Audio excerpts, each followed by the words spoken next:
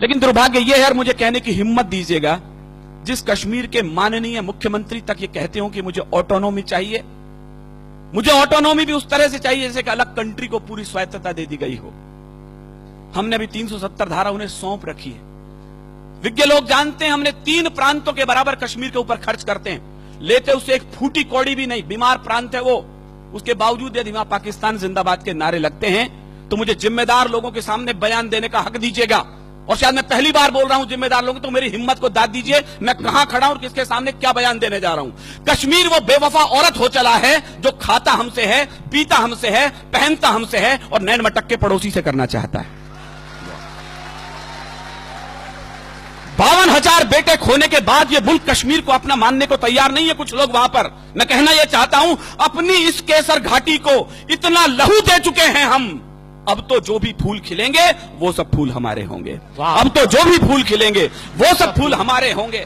और फारूक साहब, आपके बयानों पर 4 टिप्पणी कहते मैं अपनी बात शुरू करता हूं कि अलग देश की मांग नहीं, यह देशद्रोह का नारा है। और कहीं कविता हो, भुवन जी जैसे बड़े भाई मेरे यहां बैठे, मैं आप तक पहुंचाता हूं। अलग देश की मांग नहीं, यह देशद्रोह का नारा है।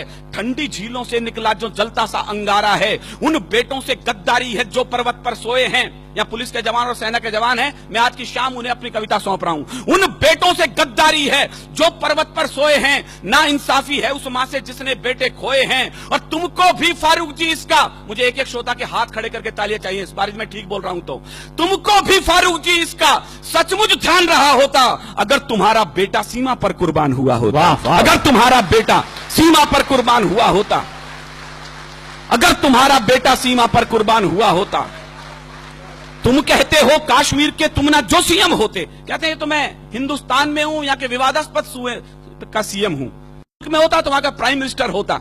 फारूक साहब, हिंदुस्तान में राजस्थान वो मिट्टी है जैसे इतिहासों को आईने दिखाए हैं, एक आईना मैं दिखाता हूं। तुम कहते हो कश्मीर के तुम ना जो सीएम होते, जाते पाकिस्तान वहां पर तुम उनके पीएम होते। फारूक जी अगर पाकिस्तान का, मुझे आपकी कमजोर तालियों के बीच कविता पढ़नी पड़ रही है, मेरा दुर्भाग्य भी हो सकता है। फारूक जी अगर पाकिस्तान का कुछ इतिहास पढ़े होते, फांसी के तख्ते पर तुम भी भुट्टो संग चढ़े होते। फांसी के तख्ते पर तुम भी भुट्टो संग चढ़े होते। फांसी के तख्ते पर तुम भी भुट्टो संग चढ़े होते। ये तो हम हैं जो गद्दारों को कुर्सी दे देते हैं, आस्तीन के सब सांपों को छाती पर सह लेते हैं। कोई रण में जीती भूमि भी वापस कर देता है, कोई सेना के लोहू से शाही को धो देता है, कोई मजहब के नारों से अलग देश बंटवाता है, कोई उग्रवादियों से जाकर हाथ मिलाता है। लेकिन ये तो हम लोगों की, मुझे केवल इशारे में नाम नहीं लेना, बोलना है, लेकिन ये तो हम लोगों की सब किस्मत में होना था। कुछ ऊंचे लोगों की गलती जीवन भर को ढोना था, कुछ ऊंचे लोगों की गलती जीवन भर को रोना था, कुछ ऊंचे लोगों की गलती जीवन भर को ढोना था। अच्छा होता, पता नहीं कितने लोग समझेंगे, अच्छा होता अगर पटेल कुछ लोगों को झटका देते, कुछ को आजादी मिलते ही फांसी पर लटका देते, कुछ को आजादी मिलते ही फांसी पर लटका देते। फिर ना कश्मीर का झंझट ना खूनी होली होती, फिर ना कश्मीर का झंझट ना खूनी होली होती, ना बंदूकों के साये में मेहंदी और रोली होती। अगर कबूतर श्वेत नहीं, यहां गुरु गोविंद सिंह के बेटे बैठे, मैं इनकी पगड़ी को गुरुद्वारा मान करके प्रणाम करना चाहता हूं। संजय ने अभी बताया, चुटकुलों की कौम बना के रख दिया हमने सरदारों को। माफ करें साहब, ये बलिदानों की सबसे बड़ी कौम थी। हमारे बड़े कवि बताते हैं 123 ऑथेंटिक फांसी हुई है पहले स्वाधीनता संग्राम में।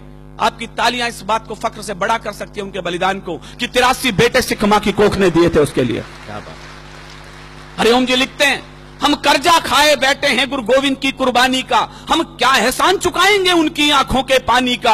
हम उनकी गणना करते हैं आजादी के आधारों में, जिनके आगे जिनके 2-2 बेटे चिन गए दीवारों में, जिनके आगे जिनके 2-2 बेटे चिन गए दीवारों में। चापेकर बंधुओं के अलावा केवल दूसरा बलिदान गुरु गोविंद सिंह के परिवार से आता है। 4 बेटे थे, चारों के चारों युद्ध में और चमकौर के युद्ध में बलिदान हुए।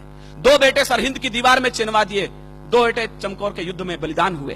रणक्षेत्र से दोनों बेटे आए मां के पास, मां प्यास लगी है। मां ने कहा शर्म नहीं आती रणक्षेत्र में खड़े हो, शत्रु के लहू से प्यास क्यों नहीं बुझा लेते। क्या बात। दोनों के दोनों बेटे बलिदान हो गए। मां की आंखों से आंसू आने लगे तो गुरु के पास गई, 4 बेटे थे, चारों तो बलिदान हो गए, अब क्या करूं इस खाली कोख का। जो उत्तर दिया गुरु गोविंद सिंह ने, मेरे रोंगटे खड़े होते हैं। देश धर्म के वास्ते वार दिए सुच्चार, मत बजाना विनीत चौहान की कविता पर तालियां। यदि उठ सके तो उन बलिदानियों के नाम उठे जिनकी बदौलत आज हम यहां खड़े हैं। देश धर्म के वास्ते वार दिए सुत चार, अरे चार मरे तो क्या हुआ, ये जीवित कई हजार। वाह वाह, चार मरे तो क्या हुआ, ये जीवित भाई, कई क्या बात है विनीत हजार। भाई, चार वाह, मरे वाह। तो क्या हुआ, ये जीवित कई हजार।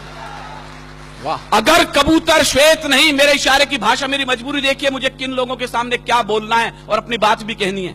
एक आग का दरिया है और तैर के जाना है। मुझे दोनों पक्ष प्रतिपक्ष के लोग बैठे हैं और अपनी बात कहनी है। अगर कबूतर श्वेत नहीं, मैं आपकी बौद्धिकता पर छोड़ता हूं, इशारे पर अपनी बात कहता हूं। अगर कबूतर श्वेत नहीं, हम गुरु के बात छोड़ देते तो लाहौर कराची को हम दिल्ली तलक जोड़ देते। वाह, वाह, तो वाह। लाहौर कराची को हम दिल्ली तलक जोड़ देते। अब भी अटल इरादे लेकर भारत के लोगों जागो, शांति मंत्र की पूजा छोड़ो, दुश्मन पर गोले दागो। शांति मंत्र की पूजा छोड़ो, दुश्मन पर गोले दागो।